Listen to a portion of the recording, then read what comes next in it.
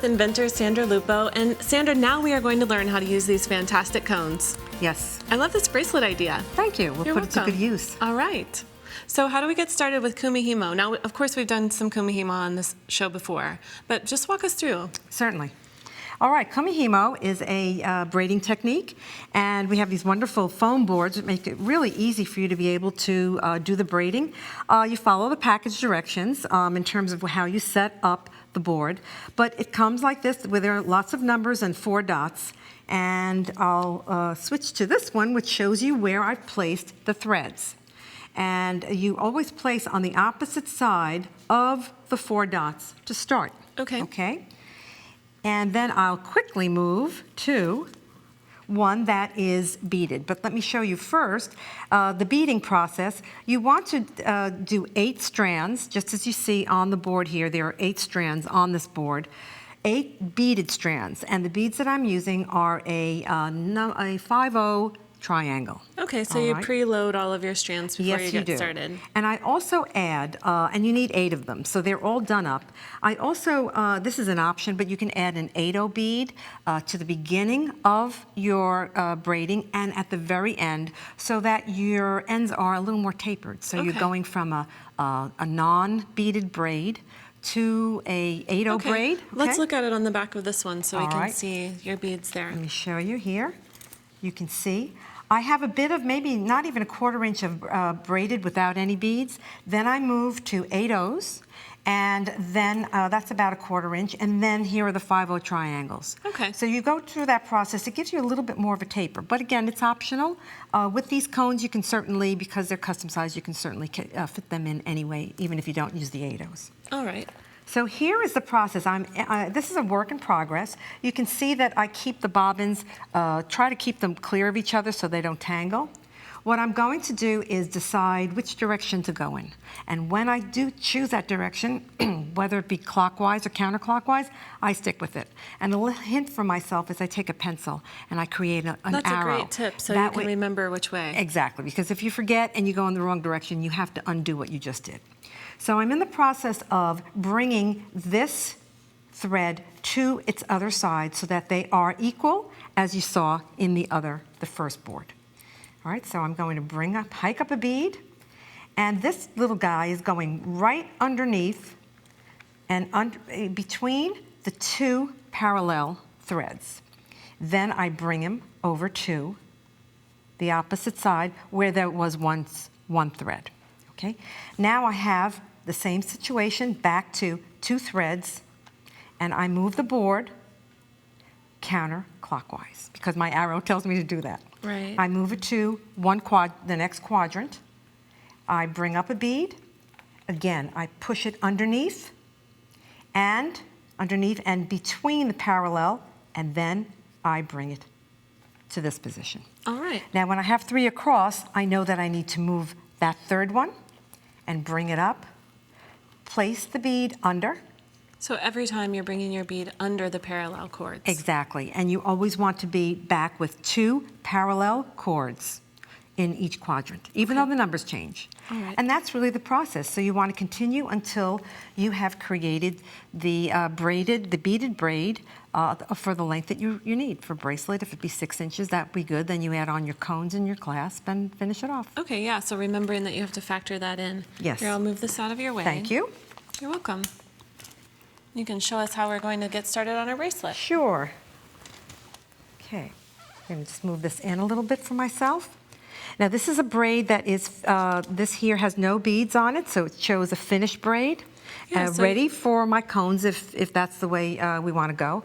But the design that we're going to work on is the pink and mauve. Okay. All right, so this is how it would look in this golden sample. This is how it would look once you take it off the board. You want to make sure that you make a knot at each end, and you do want to use some glue to secure the ends so they don't fray. Here is a cone that is pre-made, and these are the parts of what I would do if I were to finish this one. You would need a bit of wire to extend from here, as you see. You would add the cone and a bead and then attach your clasp. This happens to be for a toggle. But I want to show you how this one, which was formed on the large cone that we did in the other segment, Right. how this gets fitted on. What I will need to do is I do have a piece of 20 gauge wire, and I've made a little bit of a hook there so that I can add it to my bead strand.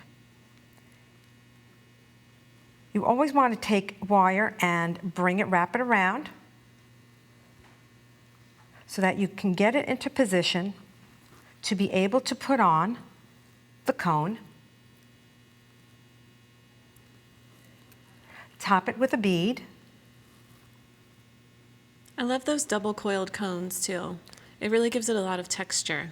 It really does. Yeah. I mean, And then you could can bring certainly in- make them plain, but they look Sure really you great can. with the coil on top too. And then I'm just going to quickly finish this for you. And many people know this technique, but it can't hurt to Everybody show has it a again. different way of doing it. This is your wrap loop. Okay. Okay. And while I'm at it, before I close the wrap, I will attach the clasp. Yeah, it's so easy to forget to attach the clasp It's before you true. wrap it closed. Don't close until you've attached either a ring or the clasp. Okay. Okay, and then I would just close this off with a few wraps and trim the wire. All right. So you've got your bracelet. Now let's see, why don't you go ahead and show us how to attach the clasp to the other end, or Certainly. are you using a jump ring for that end? Just a jump ring. We'll do the same thing. I'm going to make a bend in the wire and take my round nose pliers, make a nice wrap loop. And these rings are somewhat closed already, so I'll slip that on again before I close off Right. my wrap loop. Bring it around. So pretty. Yeah, and just do my trimming. Make sure your ends are nice and neat. And I just want to tell you about the end of the cone. In order to truly feel like you've customized it, you can play with it a little bit. Remember, it is just wire. And what you can do is take a tool, such as a round nose half round, and take that end, which is right there. You don't want sharp ends showing. Take it and push it underneath. Oh, perfect, so yeah. the cone ends So are you can not make it showing really nice at and all. secure. So you would just do that on both ends? Yes. Okay. And you know, when you're finishing this type of piece, for example, if you have a cording piece, how would you get your cone on the top of here? Would you do the same process with your wire looping I through would. here? As a matter of fact, there's a little piece of wire right now, but that wire is only meant to hold the braid, which it's doing. What I would do is take a piece of wire, make a hook again, wrap it around as I showed, and extend the wire. And after I do that, then I will actually cut and put a little bit of glue here just so that there's no fraying. And it's really a pretty solid system. Okay, well, let's take a look at the brown necklace, because this is a different example of using the cones at the front. So you've got your Kumihimo braid in the back. Yes. And then you have your cones in the front. Right, and I've customized the size and shape of the cones. This is what I call my Copperhead snake necklace. Oh. And I was able, with coiled wire, with straight wire, to create that kind of a look at the ends of the Kumihimo. Instead of it closing it off, it's actually gracing the neckline as a torque, so to speak. Yeah, so you wear Yeah. it toward the front. That's Yes, a really you do. beautiful idea. And then on this one, you have cones here as well. Yes, these cones here are decorative, as you can see, and they're sitting on the Kumihimo. In the Kumihimo here in the back, they are the I'll just turn closer, that so that's we the can see. closure mechanism. So I've custom colored and sized the cones to fit this particular Kumihimo braid. Nice.